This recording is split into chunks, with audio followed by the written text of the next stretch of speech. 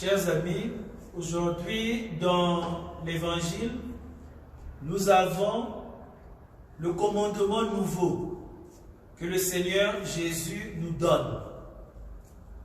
Aimez-vous les uns les autres comme moi je vous ai aimé. Ce n'est pas juste aimez-vous les uns les autres.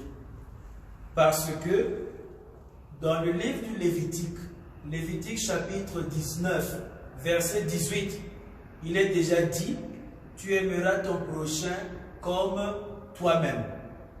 Donc ce qui est nouveau, ce n'est pas l'amour mutuel entre nous ou l'amour entre nous. Ce qui est nouveau, c'est ce que Jésus précise. Comme moi je vous ai aimé. Donc ce qui fait du commandement de Jésus un commandement nouveau, c'est que lui-même se présente comme, on pourrait dire, le critère ou bien le baromètre de l'amour authentique, de l'amour entre ses disciples. Aimez-vous les uns les autres comme moi je vous ai aimé. Donc c'est une invitation à revoir toute la vie de Jésus pour voir comment est-ce qu'il nous a aimés. Et plus particulièrement pendant son ministère public. Et aussi sa passion, sa mort et sa résurrection. Parce que lui-même il nous dit, il n'y a pas de plus grand amour que de donner sa vie pour ses amis. Vous voyez, il y a une chose qu'on oublie souvent. C'est le timing de ce commandement nouveau. Le moment où Jésus nous donne ce commandement. Pendant que Jésus est en train de parler de la sorte, il y a quelqu'un qui est sorti de la maison. C'est qui? C'est Judas Iscariote. Nous sommes dans Jean chapitre 15. Mais dans Jean chapitre 13, verset 30, Judas Iscariote, après avoir pris la bouchée, après avoir mangé, il est sorti. Saint Jean nous dit qu'il faisait nuit. Judas n'est pas sorti pour aller chercher du pain. Il n'est pas sorti pour aller chercher des provisions, pour aller acheter ou augmenter le nombre de bouteilles de vin. Non. Judas est sorti pour aller trahir Jésus auprès de ses ennemis. Donc pour organiser son arrestation. Donc pendant que Judas est dehors, en se dirigeant vers les ennemis de Jésus, c'est ce moment-là que Jésus dit, aimez-vous les uns les autres comme moi je vous ai aimé. Or, qu'est-ce qu'on voit que Jésus avait fait cette nuit?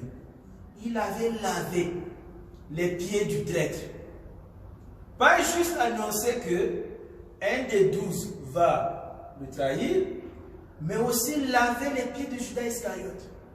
Et après avoir lavé les pieds de Judas Iscariote et des autres apôtres et expliqué le sens du geste, alors Judas était sorti et c'est maintenant que Jésus nous annonce le commandement de l'amour mutuel comme lui nous a aimés.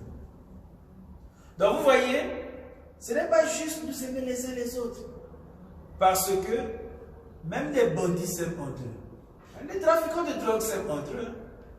Les bandits de grand chemin, ceux qui sont dans des cartels là, ils savent s'aimer entre eux. Mais Jésus nous dit, comme moi je vous ai aimé. Voyez comment est-ce que je me suis donné à vous.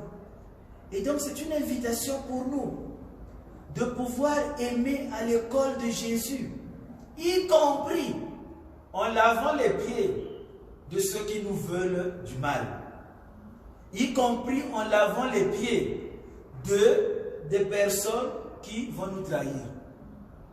Ça, c'est l'amour dont il est question. Ce n'est pas une affaire de sentiments qui vont et viennent, mais c'est vraiment quelque chose de concret et qui inclut aussi la dimension du sacrifice. Ça, c'est l'amour mutuel. Il n'est pas dit que, en tant que chrétien, en tant que catholique, Notre carte d'identité, c'est la haine entre nous. Ça fait très mal de constater que des gens qui viennent dans la même paroisse, qui prient dans un même groupe, sont ceux-là même qui sont en train de se dévorer mutuellement. Ton propre frère ou ta propre soeur qui est en position de pouvoir t'aider. Et pourtant, il faut retrouver à la même église, hein, à la même messe. C'est cette personne-là même qui va bloquer l'avancement de ton dossier. Et qui va préférer mettre quelqu'un d'autre, simplement parce que cette personne ne t'aime pas. Et il y a beaucoup d'endroits où on se demande, mais qu'est-ce qui ne va pas avec les chrétiens? Est-ce que vraiment notre carte d'identité, c'est lorsque nous nous dévorons mutuellement et par là on saura que nous sommes disciples de Jésus? Ça, ce n'est pas la volonté du Christ. La volonté du Christ, c'est que les gens que nous voyons vivre disent, voyez comment ils s'aiment, voyez comment l'amour, comment c'est beau entre eux. Alors c'est cela qui va attirer les personnes pour venir dans une communion, dans une communauté, dans une famille où les gens s'aiment, où les gens sont vraiment des amis. Jésus nous dit que je ne vous appelle plus serviteurs, je vous appelle mes amis. Nous sommes les amis de Jésus. Voilà pourquoi nous avons raison de dire what a friend we have in Jesus.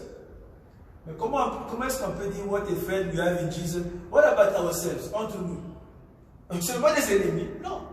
Si nous avons Jésus comme ami, nous devons aussi partager cette amitié entre nous. Aujourd'hui, nous célébrons la fête de Saint Matthias. Et il y a quelque chose qui me vient à l'esprit avec cette fête.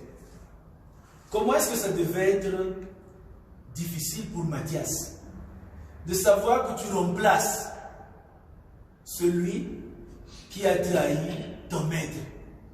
Vous voyez, ce n'est pas facile de remplacer quelqu'un dans un service, dans un poste qui a fait quelque chose de scandaleux, de grave. C'est-à-dire que ça arrive dans l'église comme dans la société. Ton prédécesseur était un bandit de grand chemin. Il a fait un gros scandale. Et maintenant, on te met à cette place-là. Ça, c'est une lourde responsabilité. Une lourde responsabilité. Matthias devait se dire, waouh, je suis maintenant membre du collège apostolique, le 12e, pour remplacer celui par qui la mort de Jésus est arrivée. Et maintenant, il est appelé à devenir, lui, témoin de la résurrection. C'est pas facile. C'est pas facile. Nous devons prier pour les gens, qu'ils soient prêtres, qu'ils soient laïcs, qui vont remplacer des prédécesseurs qui ont commis vraiment des scandales. Parce que c'est pas facile. Mais, dernière chose aussi, les amis. Saint Pierre cite le psaume qui dit qu'un autre prenne sa place. Qu'un autre prenne sa place. Les amis, quels que soient les scandales qu'il y a dans l'Église, l'Église du Christ va continuer. Et comme Jésus a dit, moi je suis avec vous tous les jours jusqu'à la fin des temps. Donc, il n'y a personne qui est indispensable dans l'Église. Donc aujourd'hui, vous pouvez entendre parler, voilà, il y a tel prêtre qui a commis un grand scandale. Qu'un autre prenne sa place. Il y aura toujours quelqu'un d'autre qui va remplacer. Un évêque a commis un grand scandale. Judas était, aujourd'hui on dirait qu'il était un membre de la haute hiérarchie de l'Église. Hein. Ce n'était pas n'importe qui, il était parmi les 12. Il n'était pas parmi les disciples ordinaires. Il était parmi les 12. Il avait sa part du ministère apostolique, comme dit Saint Pierre. Mais, qu'un autre prenne sa place. Donc les amis, aujourd'hui aussi, ne soyez pas scandalisés quand vous lisez des histoires ou bien des choses où on dit que voilà, tel évêque a commis tel gros scandale. Il s'en ira, un autre prendra sa place et l'Église va continuer. L'Église va continuer. Parce que l'Église, c'est l'Église de Christ. les puissances de l'enfer ne prévaudront pas contre elles, ne prévaudront pas contre l'église de Jésus. C'est la fidélité de la parole du Christ qui fait que l'église traverse les siècles, malgré tous les scandales. Donc, les êtres humains peuvent faire toutes sortes de bêtises dans l'église. Mais, comme nous le rappelle Saint Pierre dans la première lecture, on dira toujours qu'un autre prenne sa place. Et l'Esprit Saint fera en sorte qu'il y aura toujours des témoins de la résurrection du Christ. Mais les amis, c'est aussi une invitation pour nous de demander la grâce de la persévérance pour que nous puissions être fidèles jusqu'au bout. Puisse le Saint-Esprit nous soutenir dans notre témoignage afin que ce ne soit pas seulement le débat, mais jusqu'à la fin. Aujourd'hui, j'ai dit au commencement de la messe que nous prions pour la République des Seychelles, l'archipel des Seychelles dans l'océan Indien.